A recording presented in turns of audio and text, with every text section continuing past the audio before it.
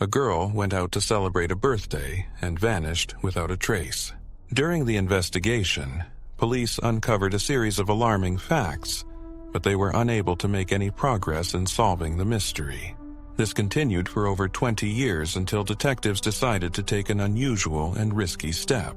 To uncover the truth, they organized an extensive undercover operation, reminiscent of what you might see in detective films. Amid this complicated and perplexing story, they eventually managed to crack the case, and the truth finally came to light. Michelle Braithwaite was born on June 2, 1981, in a small Australian town called Galgong. With a population of around 2,500, the town was remote and characterized by a quiet, laid-back lifestyle. Everyone in Galgong knew each other, and due to its isolation, very few outsiders ever visited. Michelle lived there with her parents and 2 older brothers. She attended the local school, where she had many friends, enjoyed playing basketball, and aspired to become a veterinarian. She had a deep love for animals and even owned her own horse. In addition to this, Michelle dreamed of having a large family one day, hoping to have 6 children. In '99, when she was 17, Michelle dedicated most of her time to studying, striving for top grades to make her future application to veterinary school easier. On February 26th, Michelle planned to attend a friend's birthday celebration at her house, after which she intended to stay overnight at another friend's place since her own home was quite far away. That evening, her mother drove her to her friend's house, as Michelle did not have a car. Michelle said she would see her friend the next morning, and they exchanged goodbyes. The following day, when Michelle's mother woke up, she noticed her daughter had still not returned home. At first, she thought Michelle was just sleeping in at her friend's place, but as the hours passed, her concern grew. Since Michelle did not have a mobile phone, her mother began calling her friends around noon. Eventually, she found out that Michelle had left the party around 12:30 a.m. with a couple who agreed to give her a ride to the city center. From there, it was just a short walk to her friend's house, but soon her mother learned that Michelle never made it there. This only intensified her worries. She considered that her daughter might have stayed overnight somewhere else and continued to call Michelle's friends, but none of them had seen her that night. By the time her mother had contacted all of Michelle's acquaintances, several hours had passed, but she still hadn't found her daughter. Ultimately, she decided to report Michelle's disappearance to the police, but faced a significant hurdle. The local police department dismissed her concerns, suggesting that Michelle was either hanging out with friends or had simply run away from home. As a result, officers refused to initiate a search. Despite her efforts to convince them that her daughter would never leave home willingly, the officers remained steadfast in their position. Frustrated, the woman, along with other family members, took it upon themselves to search for Michelle. They spoke to townspeople and scoured the streets, but they could not get any closer to finding her. This continued for several days until March 2nd. That evening, a man went out for a walk with his dog along a road leading out of town. As he walked past an old railway track near a field, the man noticed something unusual in the tall grass. Upon closer inspection, he realized it was a human body and promptly reported it to the police. Officers quickly identified the victim as Michelle Braithwaite. Her clothing was partially missing, and her shirt was torn. Nearby lay the girl's backpack. However, no other evidence was found at the scene. Notably, the body was located less than a kilometer from Michelle's home, but the dense grass made it nearly impossible to spot from the road. Medical experts discovered numerous abrasions on her body, and the cause of death was determined to be strangulation. They also concluded that the victim had been assaulted, but were unable to collect any biological material from the perpetrator. In her hand, experts found several strands of hair, but they couldn't extract a usable DNA sample from them. Now that the police were dealing with a homicide, they finally began a thorough investigation. Their first step was to interview everyone who attended the party. According to experts, Michelle's death likely occurred on the night of her disappearance, meaning someone present could have been involved in the murder or had information about it. However, all attendees claimed the party was calm and without conflict. None of them saw Michelle arguing or fighting with anyone. She was in good spirits and left with a couple who promised to give her a ride. The police spoke with that couple, and they confirmed they dropped Michelle off on the main streets of the town, from where she planned to walk to her friend's house. Afterward, they left and did not see which direction she headed. Michelle's friend reported that she never arrived that night. Investigators speculated that either Michelle was attacked before she reached her friend's home, or she had a change of heart and decided to go home instead. They doubted that an attack would occur in the middle of the street, as they asked nearby residents if they had heard any screams or unusual noises.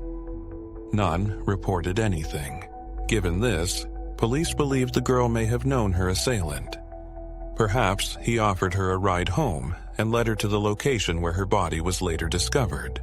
Michelle's family insisted that she would never have gotten into a car with a stranger. Moreover, outsiders rarely visited the town, and she would have recognized any local resident. In the following weeks, police interviewed various individuals, searching for witnesses or leads. They also kept an eye on potential suspects, asking them for DNA samples. Despite the experts being unable to obtain a sample from the murderer, this information was not released to the public. Investigators hoped that with advancements in technology, they would eventually be able to obtain a DNA sample from the perpetrator connected to the victim. One of the first suspects was Michelle's ex-boyfriend. Police learned that she had broken up with him shortly before her death, and according to acquaintances, he had not taken the breakup well. However, there was no evidence against him, and investigators could not establish whether he had been in the area where Michelle was walking on the night of her disappearance. Another local resident raised suspicion by appearing too upset about Michelle's death, even though they were barely acquainted. But, like with the ex-boyfriend, authorities could not connect this man to the murder. Interestingly, a few days after the body was discovered, one of Michelle's relatives visited the site and noticed one of Michelle's earrings on the ground, which seemed odd. Police had searched the area thoroughly, but either they overlooked the shiny piece of jewelry, or the killer had initially taken it with them, but later returned to dispose of this evidence. Over the next few months, investigators compiled a list of 14 suspects, but could not link any of them to the crime. Without a DNA sample from the killer or other significant evidence, finding the culprit proved to be an extremely challenging task. All suspects voluntarily provided their DNA samples, except for one exception. A 23-year-old man named Mark refused to submit a sample, prompting investigators to scrutinize him more closely. Shortly after Michelle's death, it was revealed that Mark had been stalking a local woman for 8 months and had even broken into her home. He was accused of harassing another woman in a nearby town, where he followed her down the street, caught up to her, and began to touch her. There wasn't enough evidence in that case to charge him, but it heightened suspicion among the detectives working on Michelle's case. By that time, they had also discovered that Mark had been in the same class as Michelle's older brother, meaning he could have known the family well. Mark claimed he was downtown that evening and returned home around 1:15 a.m. Therefore, he insisted he wouldn't have had enough time to abduct Michelle, take her to that field, and kill her. However, when investigators spoke with his wife, they encountered a rather intriguing twist. She expressed uncertainty about the timeline and suggested that he could have come home much later. This prompted the police to install surveillance in Mark's home, which yielded unexpected results. It turned out that his wife had her doubts about his honesty and repeatedly questioned him about any involvement he might have had in the murder. Eventually, she convinced Mark to provide a DNA sample, but just one day before meeting with the police, he crashed his car into a tree. Investigators did not rule out the possibility that it could have been intentional. Nonetheless, Mark submitted his DNA sample a few days later. Despite his evasive behavior, investigators still lacked a suspect's DNA sample. Without it, or any substantial evidence, they couldn't arrest Mark. Since then, there had been little progress in the case. Police continued to investigate various suspects, but none of these efforts led anywhere. About a year after the murder, the victim's family decided to move to another city. They were convinced that the perpetrator was a local resident, making it difficult for them to stay in that community. In 2000, a substantial reward of $100,000 was offered for any information that could help find the killer. This attracted several new tips, but all led to dead ends. In 2002, investigators traveled to Britain to analyze the victim's belongings for any foreign DNA, but this also proved unfruitful. The case was reopened several times since then. In 2009, the reward for information was raised to $500,000, setting a record for the state. This significant amount resulted in a surge of new calls and tips, but ultimately, none of them brought the police closer to apprehending the criminal. In 2019, 20 years after the murder, the case was reopened once again. The police still did not have the killer's DNA sample, as even with modern techniques, they could not identify any foreign DNA from the victim's belongings. Consequently, detectives narrowed their list of suspects down to 5 names. After thorough examinations of each man, they focused on 2 of them. One of these suspects was a 56-year-old man named Craig. He made the list for several reasons. First, at the time of the murder, he lived just 2 houses away from the victim. Craig moved to the area just 2 weeks after the incident. He also had an extensive criminal record, having been arrested multiple times for offenses such as indecent exposure, public indecency, and similar crimes. In addition to this, he engaged in various illegal activities to make a living. Furthermore, Craig was a suspect in a case involving an attack on another woman from Golgonka a year before Michelle's murder. In that incident, the woman returned home after a party and sat on the steps of her house, waiting for her boyfriend to arrive. At one point, a man approached her, later identified as Craig, who struck her and attempted to assault her. Fortunately, the victim's boyfriend arrived just in time to scare off the attacker. Although the woman initially reported the incident to the police, she ultimately decided not to press charges. The issue was that the chances of securing a conviction against Craig were quite low at that time, as her testimony alone would not be sufficient. For the investigators in Michelle's case, Craig was the prime suspect for the role of the murderer, but they needed a confession from him. So, detectives decided to take a bold and risky step. They organized an undercover operation. Given Craig's history of various criminal activities, investigators set up a fake criminal group that approached him, claiming to have serious connections, including ties to people within the police force. They also mentioned that they were looking to make a lot of money and needed another member for their crew. Craig expressed interest in this proposition and was brought into the gang. Over the next few months, the undercover operatives worked diligently to gain the suspect's trust. They frequently emphasized that as a family, they needed to have absolute trust in him. Otherwise, Craig wouldn't be included in the bigger operations. During this time, the group carried out a series of crimes, but the police did not uncover any solid information related to Michelle's case. It's possible that all these events were orchestrated, or perhaps they were small thefts that the detectives were willing to overlook in their quest to solve a murder. This went on for nearly a year before the investigators decided it was time to take the next step. The gang members told Craig that the police were interested in him due to an old murder, putting their entire operation at risk. They didn't provide any details, but over the following months they claimed that the investigators were getting closer. During one such conversation, Craig expressed his hope that they wouldn't question him about the murder of Misha Elbrat. He added that she was like a sister to him, and he had known her since she was a baby. Sometime later, Craig met another undercover officer who posed as a corrupt detective working for the gang. This officer informed Craig that a detective from a small town was actively digging into an old murder case, and they were closing in. Eventually, the detectives took their third step. They held a press conference announcing a record reward of $1 million for information related to Misha's murder.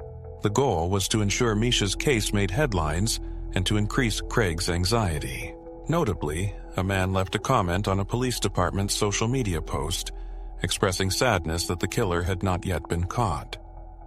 "Misha was like a sister to me. I feel for her family." The next day, Craig was arranged to meet the gang's leader, someone he had never seen in person. Naturally, the leader took on the role of the investigator. He told Craig that the police were interested in him regarding the murder, putting the entire gang at risk. He then asked Craig to be completely honest and confess if he was involved in any way. In that case, the leader promised to help him resolve the issue. Despite this, Craig insisted he had killed no one. During their conversation, the leader pulled out a folder of police documents related to Misha's case, including a photo of Craig's old car. In '99, shortly after Craig moved, the police had contacted him about this investigation. The very next day, his car was found burned. The leader warned Craig that they had evidence and he could be arrested at any moment. Clearly, the police materials had an effect, as the man began to confess. He recounted that on the night in question, he had gone to a friend's house before heading to downtown, where he stopped by a bar to talk with the owner. Then he claimed he left his car there and walked, but couldn't remember much after that because he had consumed a lot of alcohol. Yet, Craig admitted he had indeed killed Misha. He recalled taking her life. Understanding that such a vague confession wouldn't suffice, the leader suggested they drive to the crime scene with other gang members. Afterward, they would take him to the airport and put him on a flight out of the country. Craig agreed, and once at the location he explained how he had dragged Misha off the road and into the brush so no one would see her body. He added that he couldn't remember how long she had been lying there, but he described in detail how he removed part of her clothing. He pointed out that the clasp on her bra was broken. This detail had never been disclosed, and only the murderer could have known it.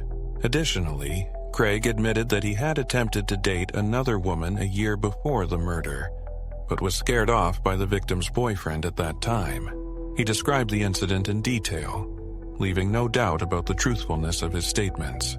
After receiving his confession, the gang indeed took him to the airport, but there, reinforcements were already waiting.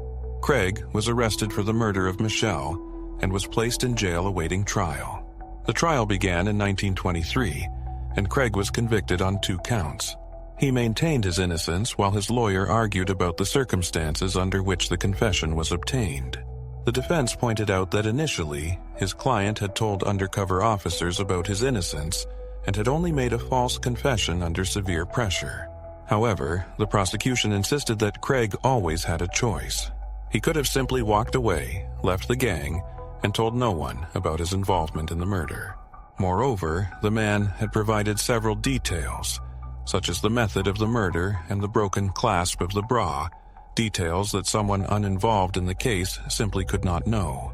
According to the prosecution, Craig had spotted Michelle on one of the main streets of the city and either offered her a ride or walked her home.